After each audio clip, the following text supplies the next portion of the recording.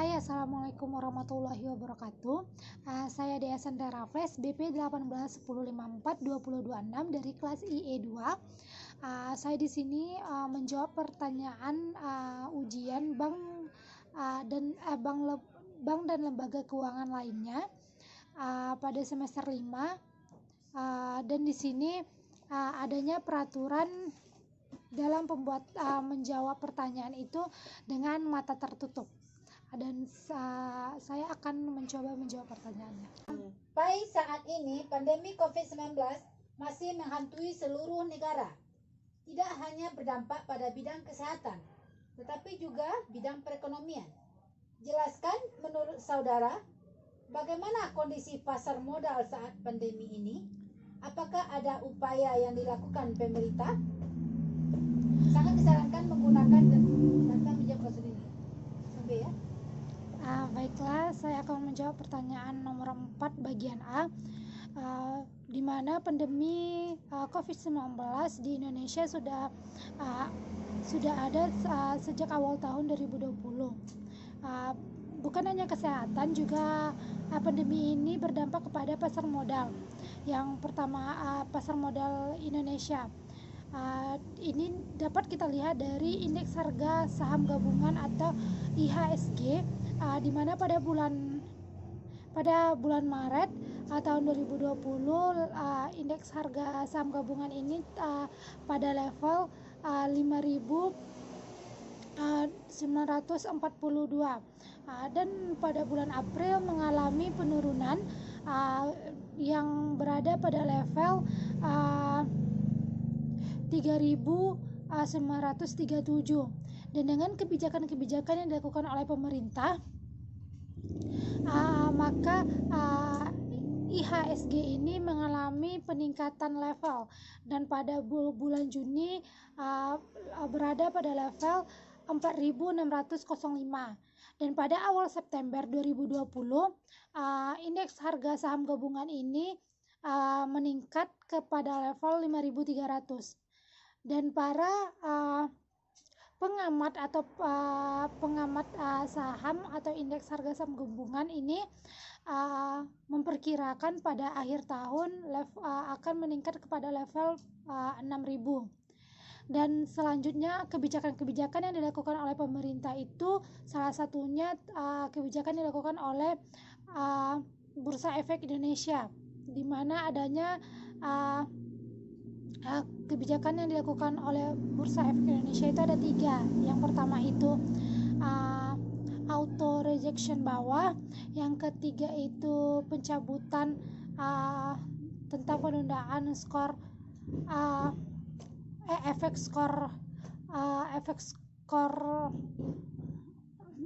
skor, dan yang kedua itu trading halt. Lanjut, Ma. Apa yang dimaksud dengan peer-to-peer dalam financing?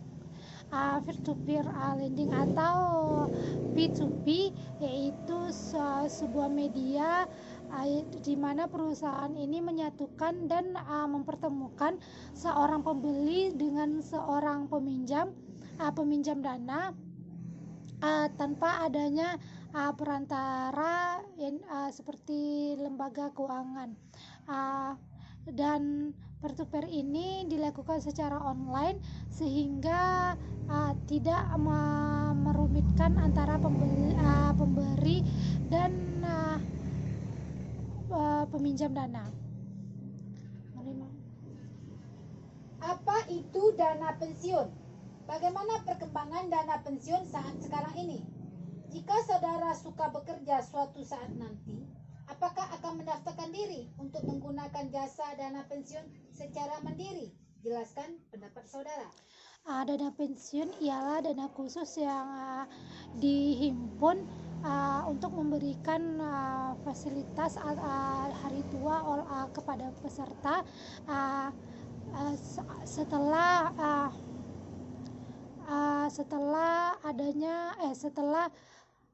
pada waktu pensiunnya atau terjadinya cacat atau meninggal dunia. dana pensiun ini dikelola oleh suatu perusahaan trust atau perusahaan lembaga keuangan atau lembaga khusus yang dibuat untuk mengelola dana pensiun ini. Jika saya sudah bekerja esok atau di kemudian hari, saya akan mendaftarkan dana pensiun saya secara pribadi, dan saya tidak bergantung kepada perusahaan tempat saya bekerja, karena jika kita bergantung kepada perusahaan tempat kita bekerja itu, kita tidak bisa menarik secara langsung dana pensiun yang kita punya. Kita hanya bisa di awal itu 20% untuk mengambil dana, dan selebihnya itu akan dikeluarkan setiap bulannya. Kita juga dapat memiliki dana pensiun lain, atau dengan cara kita menabung berjangka, atau kita membeli saham atau obligasi. Itu yang akan saya lakukan jika saya sudah bekerja nanti. Salah satu lembaga keuangan non-bank yang ada di Indonesia adalah Permodalan Nasional. Permodalan Nasional Madani atau PNM. Apakah PNM termasuk ke dalam modal Ventura? Berikan alasan yang jelas. Menurut saya PNM itu termasuk ke dalam modal Ventura, karena PT Perusahaan Nasional Madani atau PNM ini bergerak dalam pembiayaan permodalan yang memberikan modal kepada UMKM yang membutuhkan, bukan hanya berkecimpung dalam permodalan. Modal Ventura ini juga memberikan manajemen perluasan perusahaan, serta membantu dalam membuka lapangan pekerjaan baru, di mana yang kita ketahui modal Ventura ini yaitu suatu lembaga atau pemberian modal kepada perusahaan-perusahaan yang mendaftar atau yang mendapatkan pemberian pembiayaan. Apa perbedaan berinvestasi di reksadana, pasar modal, dan pasar uang? Serta sebutkan dan jelaskan keuntungan investasi di reksadana. Apa perbedaan antara berinvestasi di reksadana, pasar uang, dan pasar modal? Di reksadana ini orang yang ingin berinvestasi itu orang yang orang yang bisa menangani risiko yang tinggi, di mana jika kita berinvestasi di reksadana ini, risiko yang diberikan itu sangat tinggi. Kalau di pasar modal itu risikonya juga tinggi, tetapi di sini untuk investasinya itu jangka panjang. Yang diinvestasikan dalam pasar modal ini ada saham, obligasi, dan lain-lain. Sedangkan pada pasar uang ini jangka waktunya itu relatif singkat, yaitu kisaran 1 tahun. Dan juga yang di sini investasi yang dilakukan investasinya itu yaitu sertifikat BI dan sertifikat bank-bank lainnya. Dan jika kita berinvestasi di reksadana, kita akan dapat beberapa keuntungan.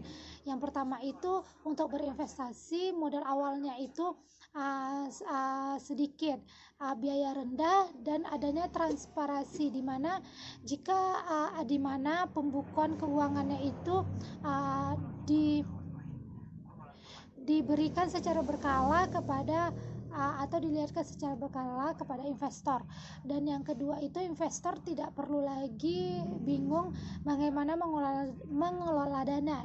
Di reksadana ini dana itu sudah dikelola oleh yang profesional.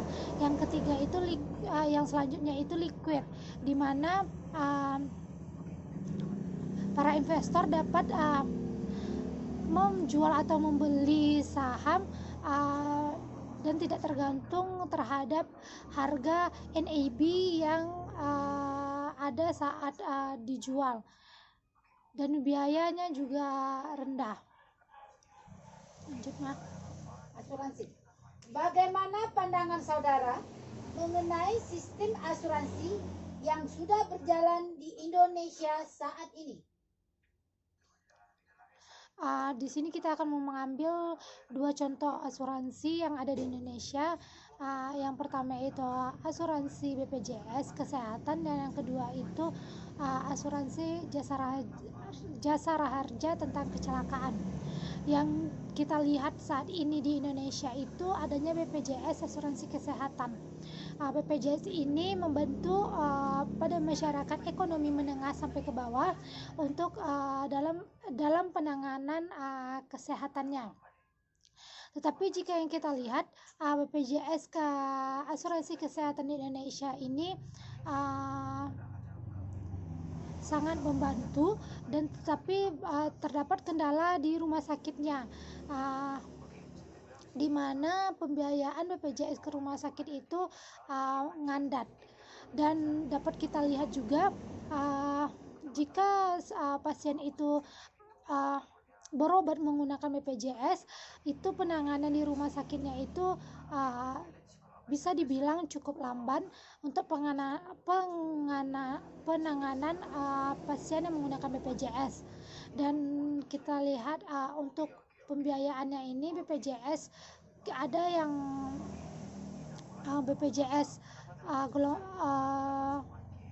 BPJS-nya itu ada tingkatan, yaitu tingkatan 1, 2, 3, dan pembayarannya itu dilakukan secara berkala. Sedangkan asuransi kecelakaan jasa raharja ini jika kita mengalami kecelakaan dan kita mendaftarkan diri kita kepada asuransi kecelakaan ini, maka kita akan dapat pembiayaan pengobatan serta tunjangan jika meninggal dunia. Setelah kita mengalami kecelakaan, setelah kita mengajukan persyaratan yang setelah ditentukan, maka ini bisa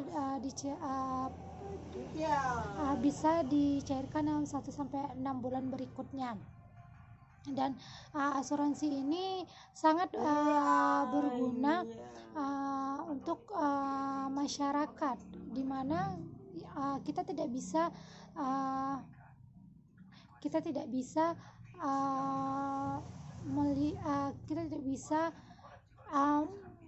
mengatakan kita akan baik-baik saja di dalam perjalanan. Jika kita baik, belum tentu orang lain akan baik juga di dalam perjalanannya. Selanjutnya, apakah dengan adanya pandemi saat sekarang ini, minat penduduk Indonesia dalam menggunakan asuransi semakin banyak? Jelaskan secara ringkas. Saat kita tahu pandemi ini sangat berbahaya untuk kesehatan diri kita sendiri, makanya banyak masyarakat Indonesia yang sebelumnya tidak mendaftarkan diri kepada asuransi saat ini mendaftarkan dirinya kepada asuransi, apalagi asuransi kesehatan.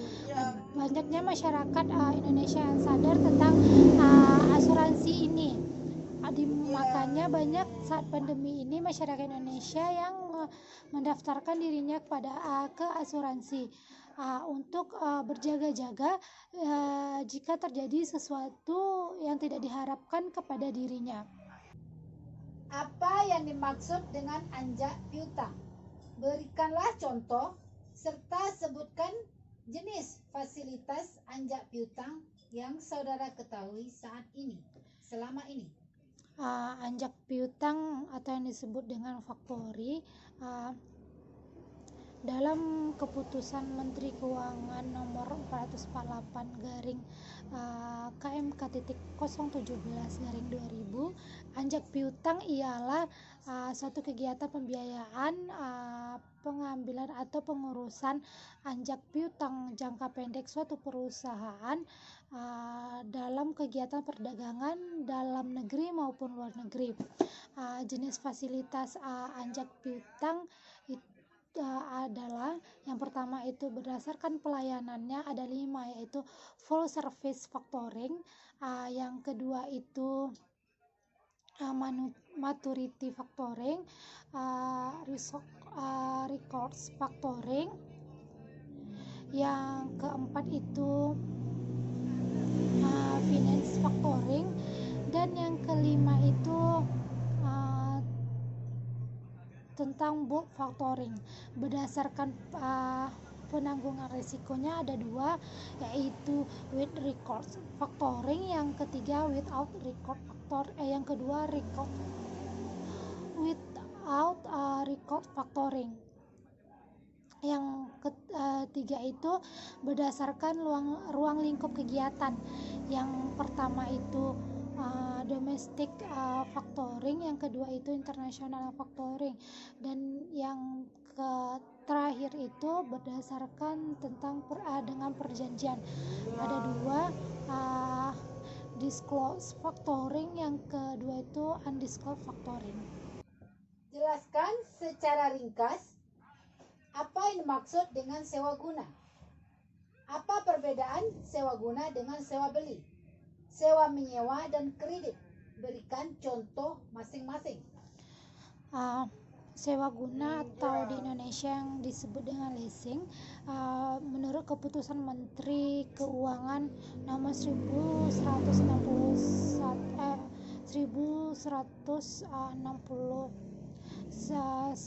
garing KMK 01 garing 1991, sewa guna yaitu suatu kegiatan dengan pemberian modal berupa barang modal secara sewa guna dengan menggunakan hak opsi maupun tanpa hak opsi yang digunakan oleh lisi atau nasabah dalam waktu tertentu dan dalam waktu yang telah disepakati, dan pembayaran secara berkala.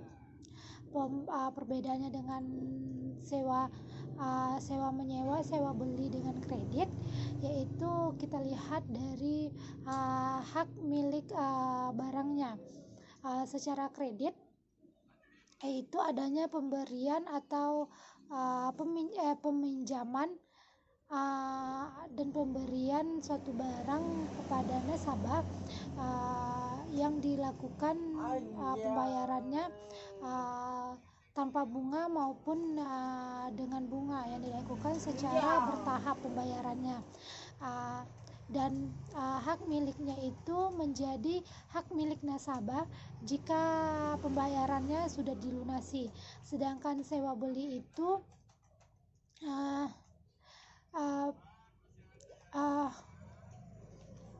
hak milik barang itu menjadi milik pembeli jika pembayaran yang telah disepakati itu sudah dilunasi, baru hak milik atas barang ini jatuh kepada sudah dimiliki oleh pembeli. Sedangkan sewa menyewa ini di mana adanya perjanjian antara dua pihak, di mana pihak satu memberikan keuntungan berupa manfaat oleh suatu barang kepada penyewa dalam jangka waktu tertentu dan dengan pembiayaan yang sudah disepakati sebelumnya secara awal atau berkala, di mana di sini hak milik tetap menjadi hak milik si yang memberikan sewaan. Contohnya dari sewa menyewa ini, sewa menyewa ruko, sewa menyewa rumah. Sedangkan dengan sewa beli ini, sewa beli alat elektronik. Dan kredit ini bisa berupa kredit rumah, kredit kendaraan, dan sebagainya. Sekian dari jawaban saya tentang ujian bank, lembaga, dan keuangan lainnya. Assalamualaikum warahmatullahi wabarakatuh.